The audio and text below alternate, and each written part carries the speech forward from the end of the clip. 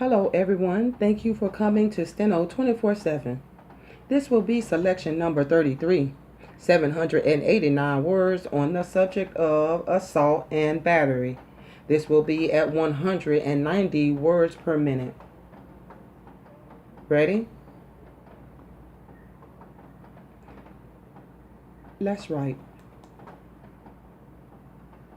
Gentlemen of the jury, an assault and battery may be defined as any unlawful use of force or violence on the person of another, or the wrongful violence or constraint inflicted on a human being without his consent. The intent to injure is not an essential element of assault and battery. If the act causing the injury is unlawful, the deliberate hitting or striking of a person is an unlawful act unless made in self-defense.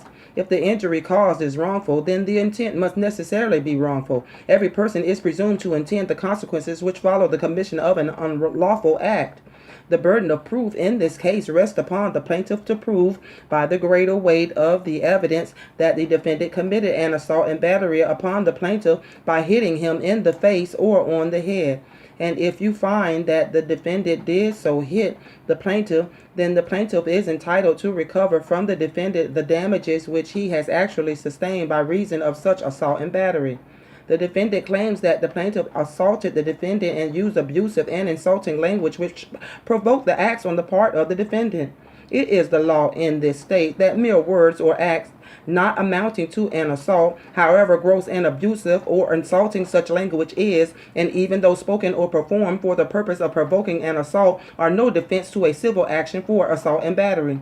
If you find from the evidence in this case that the plaintiff is entitled to recover damages from the defendant, there is one other element of damages in a case of this kind which you have a right to consider. It is claimed by the plaintiff that this assault was willfully and maliciously made. If you find from the evidence that the assault was in fact willfully and maliciously made, then you may find a further sum of damages in favor of the plaintiff, which the law calls exemplary or punitive damages. The jury is not required to find exemplary or punitive damages in any case, but they may in their discretion do so if they find that the assault was maliciously made. An injury is regarded as malicious when it is done with malice in the mind of the person who does it, with ill will and wrongful feelings toward that person, that is, an intent or purpose to do that person injury. By exemplary damages is meant damages which are intended to serve as an example to others and to deter and prevent others from committing similar acts. Such damages are called punitive damages because they serve as punishment to the party who committed the assault and battery.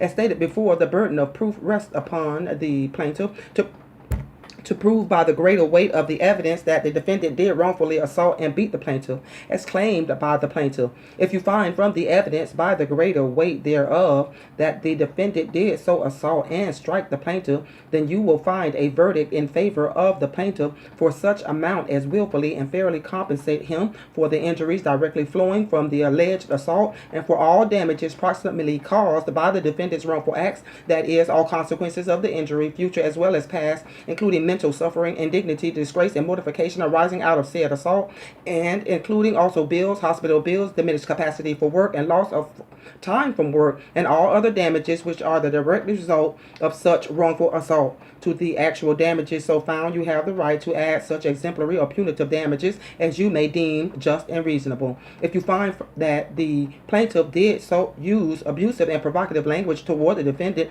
then you have the right to consider that in mitigation of exemplary damages. But such abusive language by the plaintiff does not permit you to reduce the damages actually sustained by the plaintiff.